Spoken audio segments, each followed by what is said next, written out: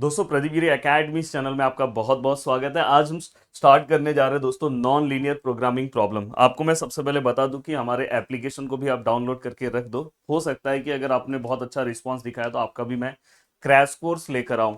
अब दोस्तों यहाँ पे आज हम जो टॉपिक देखने वाले हैं रिलेटिव मैक्सिमम और मिनिमम, और यहाँ पे ये लेक्चर नंबर 1 है।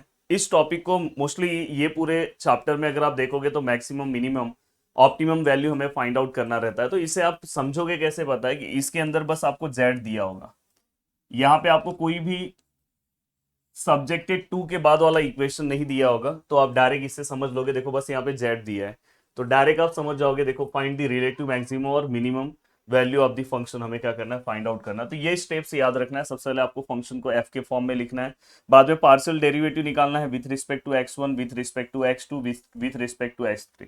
फिर इसी से हमें स्टेशनरी पॉइंट मिलेगा दोस्तों, और बाद में हमें हेसियन मैट्रिक्स निकालना है। हेसियन मैट्रिक्स कैसे निकालते हो वो मैं सिखाऊंगा। फिर हमें माइनर निकालना है।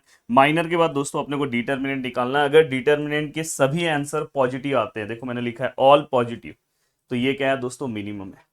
और अगर अल्टरनेट आया, जैसा माइनस आया, प्लस आया, माइनस आया, इस तरह से आया, तो इसको हम बोलेंगे मैक्सिमा। अगर मैं आगे जब पढ़ाऊंगा तो जस्ट इसका उल्टा है, तो प्लीज कंफ्यूज मत होना। अब दोस्तों यहाँ पे अगर आप देखोगे उसके बाद ये मिनिमा है कि मैक्सिमा, उसके अकॉर्डिंग में मेन इक्वेशन में वैल्यू पुटअप करके आंसर निकालने की कोशिश करूंगा। बहुत ही सिंपल सा टाइप है, आपको बहुत अच्छे से सॉल्व करना चाहिए। चलते हैं वन बाय वन स्टार्ट करते हैं। देखो सबसे पहले हम क्या करेंगे, जो भी हमें दिया हुआ है हम उसे एफ के फॉर्म में लिख रहे हैं दोस्तों, x1 x2 x3। और यहाँ पे क्या हो गया, x1 का स्क्वायर, x2 का स्क्वायर, x3 का square, 4x1 minus 8x2 minus 12x3 और प्लस 100। अब यहाँ पे आपने जो लिखा दोस्तों, ये पूरा का पूरा पार्ट आपने यहाँ पे लिख दिया। अब हम क्या करेंगे दोस्तों, यहाँ पे हम क्या करेंगे, पहले del F by del x one which is equal to zero, मतलब del F by del x one हम निकालने की कोशिश करेंगे। इसको हम डिफरेंशिएट करेंगे with respect to x one. With respect to x one तो एक्स वन स्क्वायर का क्या आएगा दोस्तों, 2x1। और अगर आप ध्यान से देखोगे ये जीरो, ये जीरो, जहां पे बस x1 है वही आप सॉल्व करो, क्योंकि बाकी सब जीरो हो जाएंगे, पार्शियल डेरिवेटिव है। तो यहाँ पे देखो x1 है, तो x1 के आगे क्या है दोस्तों, -4 which is equal to zero. और अगर मैं इसको सॉल्व करता हूँ, 2x1 which is equal to 4, then x1 which is equal to 2 divide करेंगे तो 2 आएगा। तो ये आपको एक पॉइंट मिला। अब सेम मैं यहाँ पे क्या कर रहा हूँ, del F by del X two ले रहा हूँ। यहाँ पे भी इसको भी मैं जीरो लूंगा।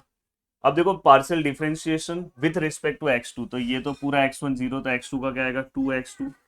और यहाँ पे क्या आएगा दोस्तों, -8 which is equal to zero, तो यहाँ पे क्या आएगा 2x2 which is equal to 8, then x2 which is equal to 4। अब ये होने के बाद दोस्तों अब नेक्स्ट है del F by del X three which is equal to zero. बहुत ही सिंपल सा है। अगर आप देखोगे तो लीनियर प्रोग्रामिंग प्रॉब्लम से भी सिंपल ये लेसन आपको पड़ेगा। अब यहाँ पे अगर आप देखोगे फंक्शन है विथ रिस्पेक्ट टू x3 है, तो यहाँ पे क्या आएगा 2x3 हमने निकाला। और x3 कहाँ पे है दोस्तों, ये तो यहाँ पे क्या आएगा -12 which is equal to 0, then x3 which is equal to 12, then x3 which is equal to 6। तो दोस्तों ये जो आपको पॉइंट्स मिला है इसे ही हम स्टेशनरी पॉइंट बोलेंगे। तो आप बोल सकते हो यहाँ पे स्टेशनरी पॉइंट्स आर क्या है दोस्तों, x1 2 है, x2 4 है और 6 है, मतलब ये हमें स्टेशनरी पॉइंट मिल गया।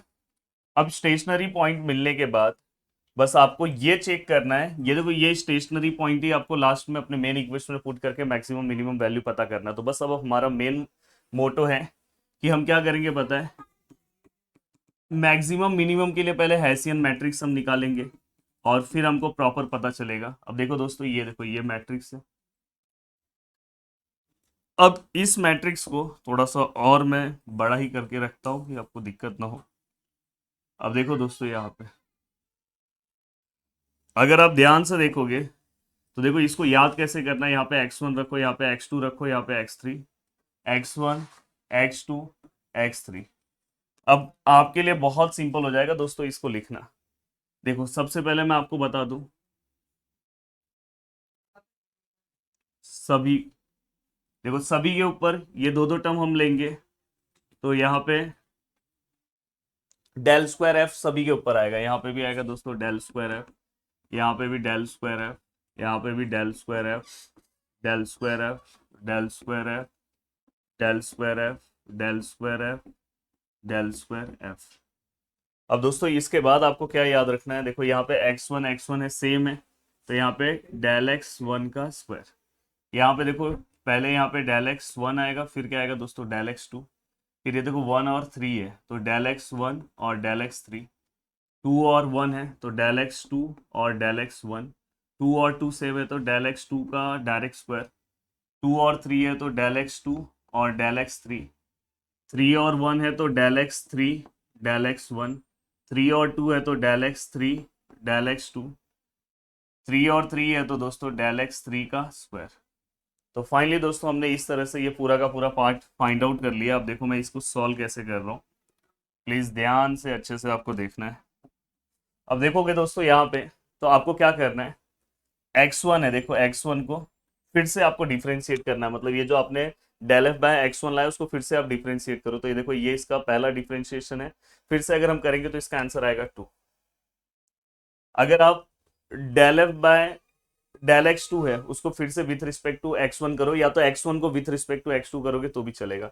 तो del F by del x2 ये वाला पार्ट है, हम हमेशा पीछे वाला पार्ट पहले देखते हैं। देखो del F by del x2 मतलब हमने ये देखा, अब हमको उसको डिफरेंशिएट करना है विथ रिस्पेक्ट टू x1, तो x1 का टर्म इसमें है ही नहीं, तो दोस्तों ये 0 आएगा। फिर देखो यहाँ पे x3 वाला, देखो डेल x बाय x3 उसको विथ रिस्पेक्ट टू क्या करना है, इसके आगे डेल x1 है, 1 है ही नहीं, तो यहाँ पे भी क्या आएगा दोस्तों 0 आएगा। यहाँ पे देखो x1 को विथ रिस्पेक्ट टू x2 करना है, यहाँ पे x2 है ही नहीं, तो ये 0 आएगा। x2 को विथ रिस्पेक्ट टू x2 करना है, x2 को विथ रिस्पेक्ट टू x2 का आंसर ये, फिर से उसको पार्शियली डिफरेंशिएट करेंगे तो 2 आएगा। x3 है उसको विथ रिस्पेक्ट टू x2 करना है, x3 का जो आंसर है उसको विथ रिस्पेक्ट टू x2 अगर हम करेंगे तो इसका आंसर कितना आएगा दोस्तों 0।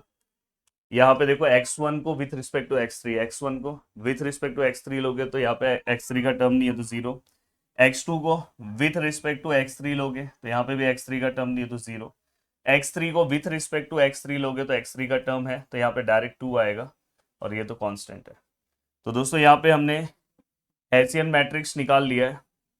अब हेसियन मैट्रिक्स निकालने के बाद आपको नेक्स्ट पेज पे मैं बताता हूँ कि नेक्स्ट पेज पे आपको क्या करना चाहिए।